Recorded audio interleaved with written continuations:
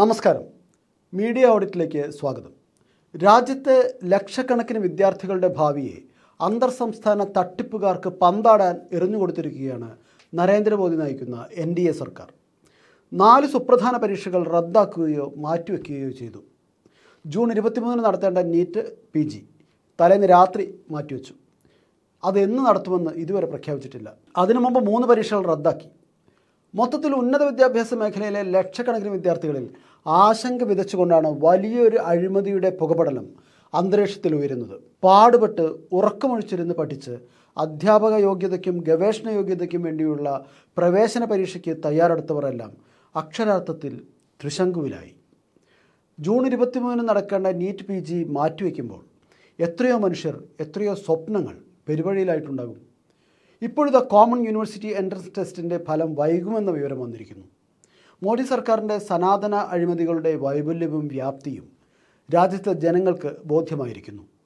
ഈ ചോദ്യപേപ്പർ ചോർച്ചയ്ക്ക് ശേഷമാണ് ലോക്സഭാ തെരഞ്ഞെടുപ്പ് നടന്നതെങ്കിൽ അധികാരപ്രമത്തത മനുഷ്യരൂപം പൂണ്ട നരേന്ദ്രമോദി എന്ന ആ പഴയ സംഘപ്രചാരകരുണ്ടല്ലോ, അയാൾ അധികാരം നഷ്ടപ്പെട്ട് സമനില തെറ്റി ഭ്രാന്തനായി ഡൽഹി തെരുവിലൂടെ അലയുന്ന കാഴ്ച ഈ മഹാഭാരതത്തിലെ ജനങ്ങൾക്ക് കാണേണ്ടി വന്നേനെ. അത്രയ്ക്ക് രോഷവും ഭീതിയും ആശങ്കയുമാണ് രാജ്യത്തെ വിദ്യാർത്ഥികളിലും അവരുടെ രക്ഷിതാക്കളിലും ഈ ചോദ്യപേപ്പർ ചോർച്ച അഴിമതി സൃഷ്ടിച്ചിരിക്കുന്നത്. BJPയിലെയും സർക്കാരിലെയും ഉന്നതരുൾപ്പെട്ട അതിവിപുലമായ അന്തർ സംസ്ഥാന കുംഭകോണമാണിതെന്ന വിവരം വരാനിരിക്കുന്നതേയുള്ളൂ. അതുകൊണ്ട് തന്നെ മുഖം മിനുക്കാനെന്നോണം നാഷണൽ ടെസ്റ്റിംഗ് ഏജൻസിയുടെ ഡയറക്ടർ ജനറൽ സുബോധ് കുമാർ സിംഗിനെ തൽസ്ഥാനത്ത് നിന്ന് നീക്കം ചെയ്തിരിക്കുന്നു.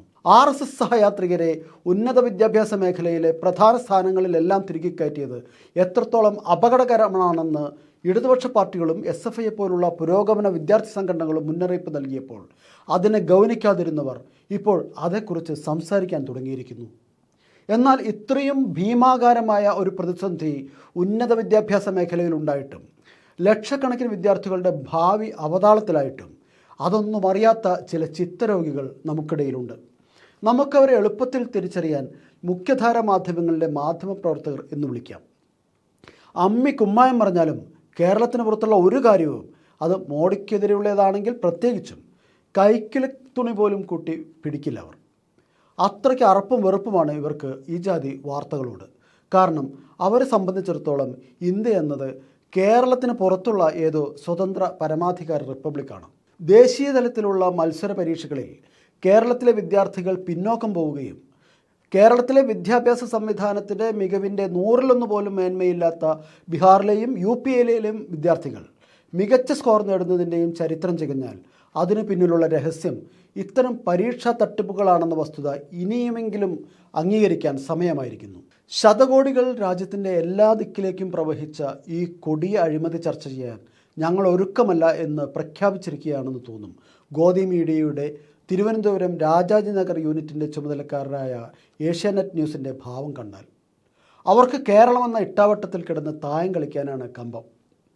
നീറ്റ് പരീക്ഷയ്ക്കും UGC നെറ്റ് പരീക്ഷയ്ക്കുമായി രജിസ്റ്റർ ചെയ്ത 35 ലക്ഷം വിദ്യാർത്ഥികളുടെ ആശങ്ക അവർക്കൊരു വിഷയമേ അല്ല.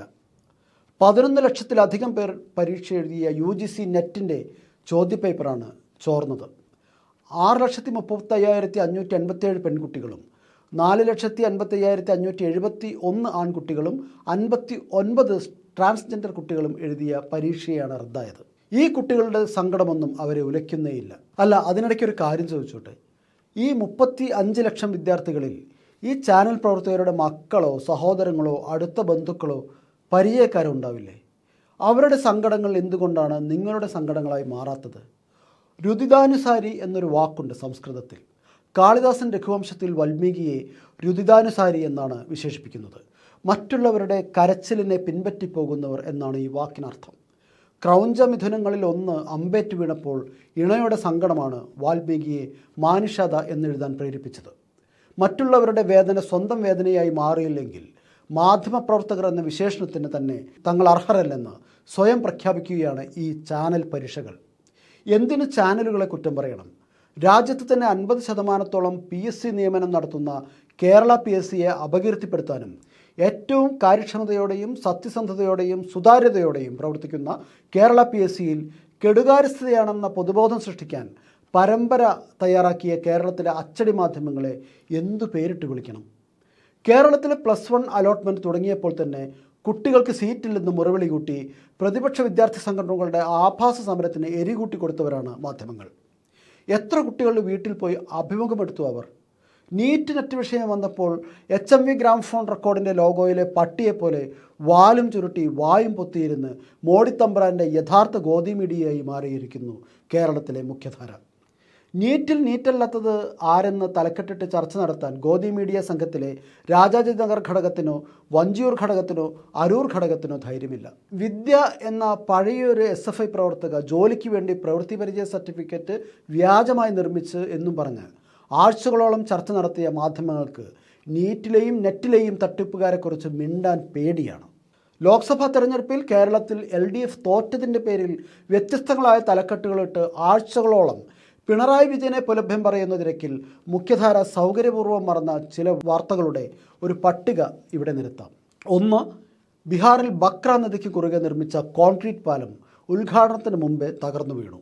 ഏകദേശം 12 കോടി രൂപ നദിയിൽ ഒലിച്ചുപോയി. 2. കാഞ്ചൻജംഗ എക്സ്പ്രസ്സിന് പിന്നിൽ ഗുഡ്സ് ട്രെയിൻ ഇടിച്ചു കയറി പശ്ചിമ ബംഗാളിൽ 10 പേർ കൊല്ലപ്പെട്ടു, 50-ലേറെ പേർക്ക് പരിക്കേറ്റു. റെയിൽവേ ലോക്കോ പൈലറ്റുകളെ ബലിയാടാക്കാൻ റെയിൽവേ ബോർഡ് ശ്രമിക്കാൻ തുടങ്ങി. വിശ്രമമില്ലാതെ തങ്ങളെ കൊണ്ട് പണിയെടുപ്പിക്കുന്നതിനെതിരെ രാജ്യമെങ്ങും ലോക്കോ പൈലറ്റുമാർ സമരത്തിലാണ്. 3-ാമത്തെ വിഷയം, തമിഴ്നാട്ടിലെ കള്ളക്കുറിച്ചിയിൽ വ്യാജമദ്യം കുടിച്ച് സ്ത്രീകളടക്കം 55 പേർ മരിച്ചു, 115 പേർ ചികിത്സയിലാണ്. ഇനിയും ആളുകൾ മരിക്കാൻ സാധ്യതയുണ്ട്. മാധ്യമങ്ങൾ മാത്രമല്ല, മദ്യ ഉപഭോഗം പടിപടിയായി കുറച്ച് കൊണ്ടുവരുന്ന കേരളത്തെക്കാൾ മെച്ചമാണ് തമിഴ്നാട് എന്ന് സമൂഹ മാധ്യമങ്ങളിൽ സ്ഥിരമായി പോസ്റ്റിടുന്ന ഉത്തമന്മാർക്കും മിണ്ടാട്ടമില്ല. കേരളത്തിലെ ബെവ്കോ ഔട്ട്ലെറ്റുകളുടെ എണ്ണത്തിനേക്കാൾ 10 ഇരട്ടി ടാസ്മാക് കടകൾ തമിഴ്നാട്ടിലുണ്ടെന്ന് അത്തരക്കാരെ ചെറുതായെന്നോ ഓർമ്മപ്പെടുത്തുന്നു. 4. കേരളത്തിന് 24,000 കോടി രൂപയുടെ സമഗ്ര പാക്കേജ് ധനമന്ത്രി KN ബാലഗോപാൽ കേന്ദ്ര സർക്കാരിനോട് ആവശ്യപ്പെടുന്നു. 5. പ്രധാനമന്ത്രി നരേന്ദ്രമോദി കൊട്ടിഘോഷിച്ച് ഉദ്ഘാടനം ചെയ്ത മുംബൈയിലെ അടൽ സേതു എന്ന കടൽപ്പാതത്തിൽ വിള്ളൽ കണ്ടെത്തുന്നു. ഇത്തരം വാർത്തകളൊന്നും സമീപ ദിവസങ്ങളിൽ മുഖ്യധാരയുടെ മുൻഗണനാക്രമങ്ങളിൽ ഒന്നും വരാത്തത് എന്തുകൊണ്ടാണെന്ന് ചാനലുകൾ കാണുകയും പത്രങ്ങൾ വായിക്കുകയും ചെയ്യുന്ന മനുഷ്യർ ചോദിക്കുന്ന കാലം അധികമൊന്നും അകലെയല്ല. കോട്ടൺ ഹിൽ സ്കൂളിലെ 2ാം ക്ലാസ്സിലെ ഓണപരീക്ഷയുടെ ചോദ്യപേപ്പർ ഒന്ന് ചോർന്നു കണ്ടിട്ടെ, അപ്പോൾ കാണാം നമ്മുടെ മാധ്യമങ്ങളുടെ വീര്യം. ഇപ്പോഴും പിണറായി വിജയൻ എന്ന പേരിന് ചുറ്റും തിരിയാനല്ലാതെ മറ്റൊന്നിനും നേരമില്ല മാധ്യമങ്ങളിലെ ചർച്ചാന്തേഹികൾക്ക്. പെൻഷൻ കിട്ടിയില്ലെന്ന് ചട്ടിയുമായി നാടകം കളിച്ച അടിമാലിയിലെ മറിയത്തെ കൊണ്ട് പിണറായി മാറിയിട്ട് പെൻഷൻ കിട്ടിയാൽ മതിയെന്ന് പറയിപ്പിക്കുന്നു. വർഷങ്ങളായി പിണറായിക്കെതിരെ അധരവ്യായാമം നടത്തുന്ന ചെക്കുട്ടി, ജയശങ്കർ തുടങ്ങിയവർ അതേ വിദൂഷക വേഷം കെട്ടിയാടുന്നു. CPIM-നെ തകർക്കുക, പിണറായിയെ രാഷ്ട്രീയമായി നശിപ്പിക്കുക എന്നീ അജണ്ടകളുമായി 2 പതിറ്റാണ്ടിലേറെയായി കാണുന്ന അതേ നാടകവും വീണ്ടും വീണ്ടും കണ്ടനുഭവിക്കാൻ വിധിക്കപ്പെട്ടവരായിരിക്കുന്നു മലയാളികൾ. ഒരു വസ്തുതയുടെ പോലും പിൻബലമില്ലാതെ എത്ര ആക്ഷേപം ചൊരിഞ്ഞു. എന്നിട്ടെന്ത് കാര്യം? 2016 മുതൽ പിണറായി വിജയൻ കേരളം ഭരിക്കുന്നു. ഒരു തെരഞ്ഞെടുപ്പ് തോൽവിയുടെ പേരിൽ CPIM-നെ വകവരുത്തി കളയാം എന്ന കൊട്ടേഷൻ പണി കേരളത്തിൽ നടക്കില്ല തന്നെ. CPI മുന്നണി മാറ്റം ആവശ്യപ്പെട്ടു എന്നും മുഖ്യമന്ത്രി മാറണമെന്ന് CPI ആവശ്യപ്പെട്ടു എന്നുമൊക്കെ കള്ളവാർത്ത കൊടുക്കുന്നത് വരെ എത്തി കാര്യങ്ങൾ. എന്നാൽ അക്കാര്യമെല്ലാം CPI സംസ്ഥാന സെക്രട്ടറി നിഷേധിച്ചിട്ടും കള്ളവാർത്തകൾ തിരുത്താൻ ആരും തയ്യാറായിട്ടില്ല. ശരിയായ എല്ലാ വിമർശനങ്ങളെയും ഉൾക്കൊണ്ട് തിരുത്തുമെന്ന് CPIM പ്രഖ്യാപിച്ചിട്ടുണ്ട്. പക്ഷേ പച്ചക്കള്ളം വിളിച്ചുകൂവിയുള്ള ഈ ഭീഷണി തുടരുകയാണ്. ഒരു സീറ്റ് പോലും കിട്ടാതെ CPIM പരാജയപ്പെട്ട ലോക്സഭാ തെരഞ്ഞെടുപ്പുകളുണ്ട്. തുടർച്ചയായി എത്രയോ വർഷങ്ങൾ കേരളത്തിൽ ആ പാർട്ടി പ്രതിപക്ഷത്തിരുന്നിട്ടുമുണ്ട്.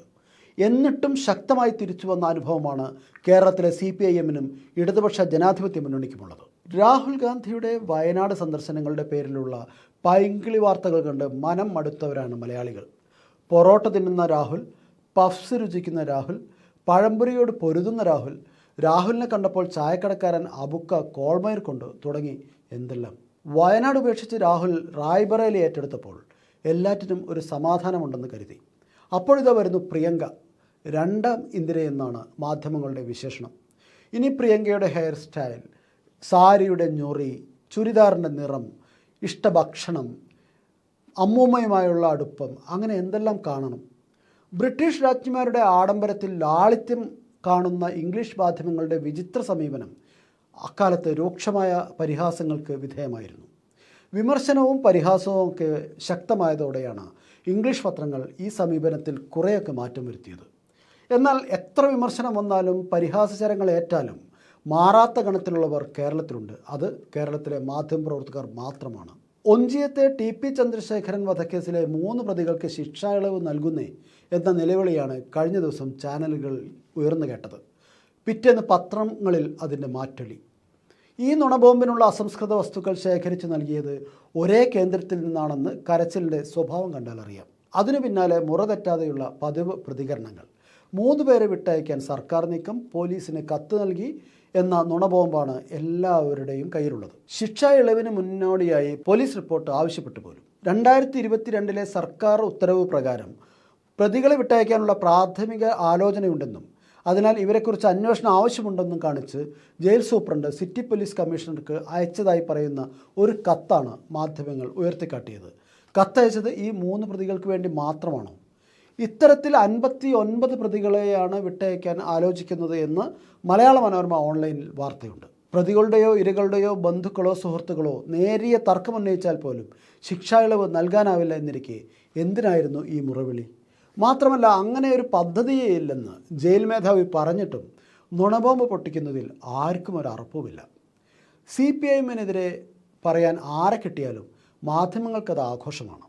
അത് നന്ദാവനത്തെ സന്ധ്യയായാലും അടിമാലിയിലെ മറിയായാലും അവരുടെ താല്പര്യങ്ങളോ രാഷ്ട്രീയ പശ്ചാത്തലമോ ഒന്നും പ്രശ്നമല്ല. മാധ്യമങ്ങൾക്ക് അവർ പൊതുജനങ്ങളുടെ പ്രതിനിധിയാണ്. എരഞ്ഞോളിയിൽ ഒരു വയോധികൻ തേങ്ങ വെറുക്കുന്നതിനിടെ ബോംബ് പൊട്ടി മരിച്ചപ്പോൾ രംഗത്ത് വന്ന സീന എന്ന യുവതിയാണ് പുതിയ അവതാരം. എരഞ്ഞോളി കോൺഗ്രസിനും BJPക്കും സാമാന്യം ശക്തിയുള്ള സ്ഥലമാണ്. സ്ഫോടനം നടന്ന സ്ഥലത്തിനടുത്താണ് കോൺഗ്രസ് ഓഫീസ്. ഈ സ്ഥലമാവട്ടെ അന്തരിച്ച ഒരു കോൺഗ്രസ് നേതാവിൻ്റെ ഉടമസ്ഥതയിലുള്ളതും. 2 ദുരൂഹമരണങ്ങൾ നടന്ന സ്ഥലം. ഈ കേസുകളിൽ പിടിയിലായത് RSSകാർ. അവരവിടെ ഒളിച്ചു താമസിച്ചുവെന്നും വാർത്തയുണ്ടായിരുന്നു. ഈ കാര്യങ്ങളെല്ലാം മറച്ചുവെച്ചാണ് ബോംബിന് CPIഎം ടാഗ് നൽകിയത് മാധ്യമങ്ങൾ അഭിമാനപൂർവ്വം അവതരിപ്പിച്ച സീനയാവട്ടെ പാർട്ടിക്കാർ ബോംബ് മാറ്റിയത് കണ്ടെന്ന് പറയുന്നു. ഒന്നുകൂടി ചോദിച്ചപ്പോൾ 26 വർഷം മുമ്പത്തെ കാര്യമാണെന്ന് മാറ്റി പറയുന്നു. ഏതായാലും സീനയുടെ RSS ബന്ധം ഒരു മാധ്യമവും തുറന്നു പറഞ്ഞിട്ടില്ല. ഇങ്ങനെയൊക്കെയാണ് നമ്മുടെ മാധ്യമങ്ങളുടെ അവസ്ഥ. കേരളീയ സമൂഹം കുറച്ചുകൂടി ഉത്തരവാദിത്തമുള്ള മാധ്യമ സംസ്കാരം അർഹിക്കുന്നു എന്ന ചിന്ത പങ്കുവെച്ചുകൊണ്ട് മീഡിയ ഓഡിറ്റ് ഈ ലക്കം അവസാനിപ്പിക്കുന്നു. ഇനി അടുത്ത ആഴ്ച കാണാം. നന്ദി, നമസ്കാരം.